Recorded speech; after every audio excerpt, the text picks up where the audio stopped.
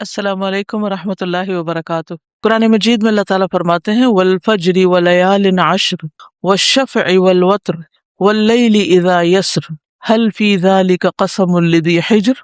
قسم ہے فجر کی اور 10 راتوں کی اور جفت اور طاق کی اور رات کی جب وہ چلتی ہے، یقیناً اس میں عقل والے کے لیے بڑی قسم ہے۔ 10 راتوں سے مراد ذو الحجہ کا پہلا عشرہ ہے، پہلے 10 دن ہے جو انشاءاللہ کل سے شروع ہو جائیں گے۔ یہ دنیا کے سب سے بہترین دن ہے۔ رسول اللہ صلی اللہ علیہ وسلم نے فرمایا دنیا کے دنوں میں افضل ترین دن 10 دن یعنی عشرہ ذو الحجہ ہے، یعنی پورے سال میں سب سے زیادہ امپورٹنٹ ڈیز کون سے ہیں؟ ذو الحج کے پہلے 10 دن۔ لہٰذا ان 10 دنوں میں جب انسان کوئی بھی نیک عمل کرتا ہے تو وہ نیک عمل بھی اللہ تعالیٰ کو باقی دنوں میں کیے ہوئے نیک عمل سے زیادہ پسندیدہ ہے۔ عام دنوں میں ہم جو کچھ نیکیاں کرتے رہتے ہیں ان کا اجر و ثواب بھی ملتا ہے، لیکن ان دنوں میں جب خاص طور پر کوئی اچھا عمل کرتا ہے تو اس کا اجر و ثواب کئی گنا زیادہ بڑھ جاتا ہے۔ رسول اللہ صلی اللہ علیہ وسلم نے فرمایا اللہ کو کوئی نیک عمل کسی دن میں اس قدر پسندیدہ نہیں جتنا کہ ان دنوں میں پسندیدہ ہے، یعنی عشرہ ذی الحجہ۔ صحابہ نے عرض کیا اے اللہ کے رسول، کیا جہاد فی سبیل اللہ بھی نہیں؟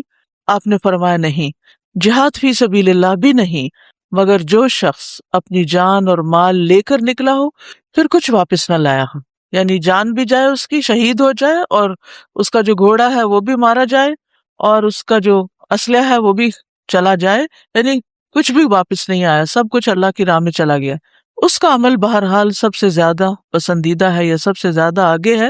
ورنہ باقی جتنے بھی لوگ جو کچھ بھی نیک کام کر رہے ہیں سال بھر میں، ان سب سے افضل ہے وہ کام جو ان 10 دنوں میں ہم کریں گے انشاءاللہ۔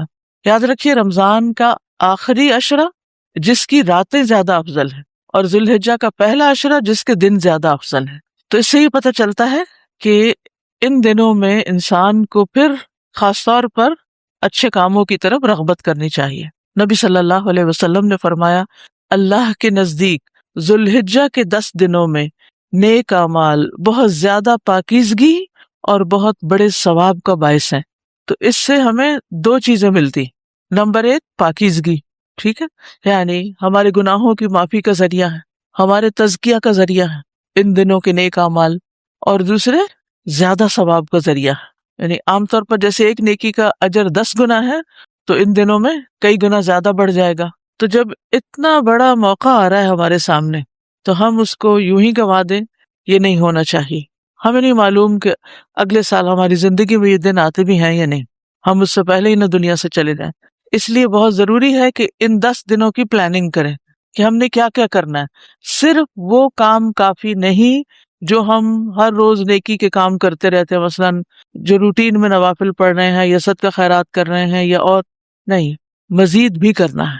صحابہ ان دنوں میں انتھک محنت کیا کرتے تھے۔ سعید بن جبیر ذی الحجہ کے 10 دن داخل ہونے کے بعد عبادت میں بہت زیادہ کوشش کرتے تھے، حتیٰ کہ وہ اتنی محنت کرتے کہ لگتا کہ وہ اس کی قدرت نہیں رکھتے، یعنی اپنے آپ کو اتنا تھکا دیتے کہ لگتا کہ بس اب اس سے زیادہ کچھ کر نہیں سکتے، آخری درجے تک۔ اب نیک اعمال میں سے افضل عمل جو ان دنوں کے لیے پسندیدہ ہے وہ اللہ کا ذکر ہے۔ نبی صلی اللہ علیہ وسلم نے فرمایا کوئی دن اللہ کے ہاں ان 10 دنوں سے زیادہ عظمت والا نہیں ہے، اور نہ ہی کسی دن کا عمل اللہ تعالیٰ کو ان 10 دنوں کے عمل سے محبوب ہے، یعنی نہ دن ان دنوں سے افضل ہے اور کوئی اور عمل اس سے افضل نہیں۔ بس تم ان 10 دنوں میں کثرت سے لا الہ الا اللہ، اللہ اکبر اور الحمدللہ پڑھو، یعنی تحلیل، تکبیر اور تحمید۔ اب اس کے لیے یہ جو کلمہ نا سبحان اللہ والحمد للہ ولا الہ الا اللہ واللہ اکبر، یہ ان تینوں کلمات کا مجموعہ ہے، اور اس میں سبحان اللہ کا اضافہ بھی ہے۔ آتا ہے آپ کو یہ؟ پڑھیے ذرا۔ اسی طرح اللہ اکبر لا الہ الا اللہ واللہ اکبر وللہ الحمد، ٹھیک ہے، اس میں بھی تینوں چیزیں آ جاتی، الحمد بھی آ جاتی ہے، اللہ کی حمد بھی آ جاتی ہے، اور لا الہ الا اللہ اور اللہ اکبر بھی آ جاتا ہے۔ صحابہ کرام جو تھے ان میں سے ابن عمر اور ابو ہریرہ رضی اللہ عنہما ان 10 دنوں میں بازار کی طرف نکل جاتے اور دونوں تکبیرات پڑھتے، یعنی مل کے بھی پڑھتے۔ لوگ ان کی تکبیر سن کر تکبیر کہتے، یعنی یہ پڑھتے تو جو سنتا تو وہ بھی کہنا شروع کر دیتا، تو لوگ ان کی تکبیر سنتے کا کیا مطلب ہے کہ یہ تکبیرات اونچی آواز سے پڑھ رہے ہوتے تھے. آپ دیکھیے گھروں میں اکثر لوگ گنگناتے رہتے ہیں یا کچھ، تو گھروں میں بھی تکبیرات اونچی آواز سے پڑھیے، چلتے پھرتے اونچی آواز سے پڑھیے تاکہ دوسروں کو یاد آ جائے. اونچی آواز سے پڑھنے کا مقصد اصل میں کیا ہے؟ یاد دہانی، کہ دوسرے لوگ بھی پڑھنا شروع کر دیں. بچوں سے پڑھوائیے، سننے سے بھی ریمائنڈر ہوتا ہے لیکن خود پڑھنا بھی ضروری ہے، تو خود پڑھیں. تو آپ سب لوگ اس کی پابندی کریں گے. اگر ٹیچر بھول جائے تو آپ یاد کرا دیں گے. اگر ساری کلاس میں سے صرف ایک کو بھی یاد آ جائے تو اونچا پڑھنا شروع کر دے، باقی لوگ اس کو سن کے پڑھ لیں گے. ایک دفعہ، 2 دفعہ، 3 دفعہ، جتنا بھی سہولت ہو لیکن پڑھیں.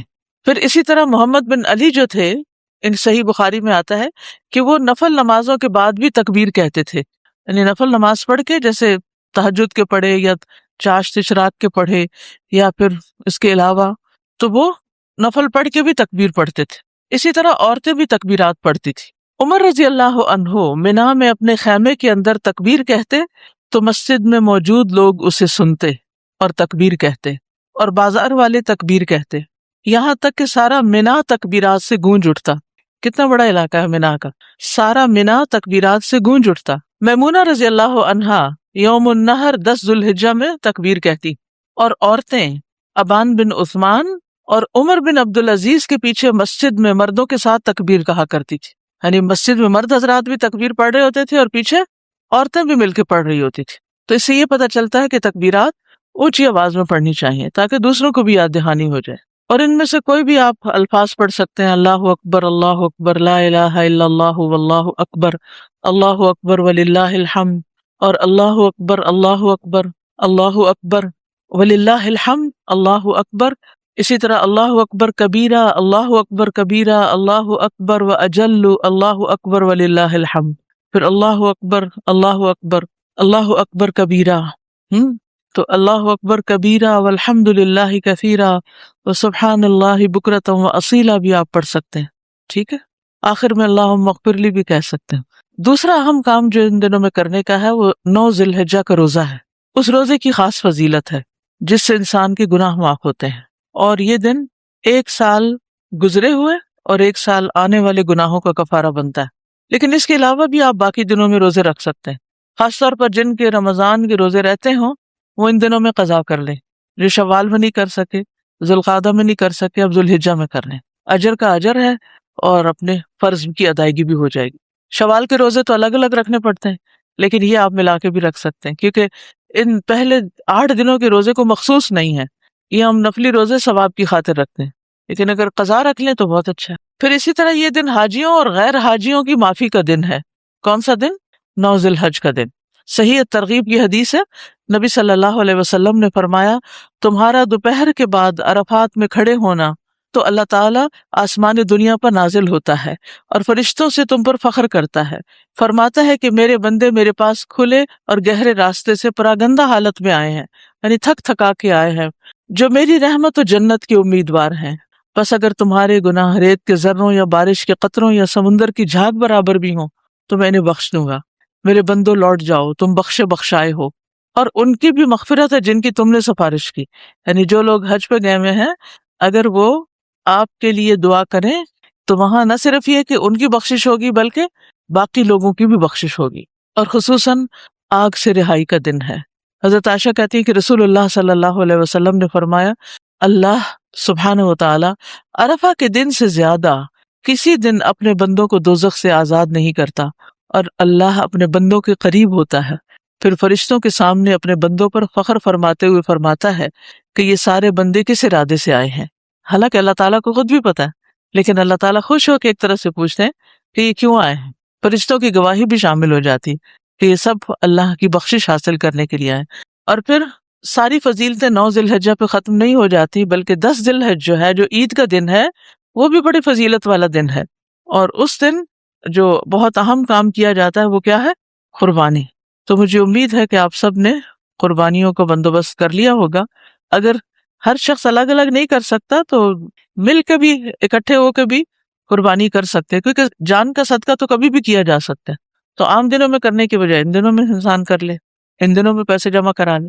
خاص طور پر غریبوں تک جو پہنچایا جاتا ہے گوشت، اس میں انسان اپنا حصہ ڈال لے.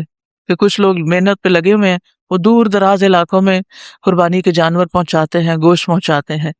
ہم خود تو وہاں تک پہنچ نہیں سکتے. اگر ہر شخص یہ کام کرنے لگے تو ناممکن ہے، کیونکہ جانوروں کی ٹرانسپورٹیشن یا خود ایون سفر کر کے وہاں جانا، یہ سب کچھ بڑی مشکل کام ہے.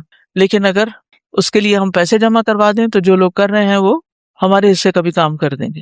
تو مجھے امید ہے کہ آپ سب نے الہدا کا قربانی پروجیکٹ جو ہے اس کے بارے میں سن رکھا ہوگا. اللہم صلی علی محمد وعلی آل محمد.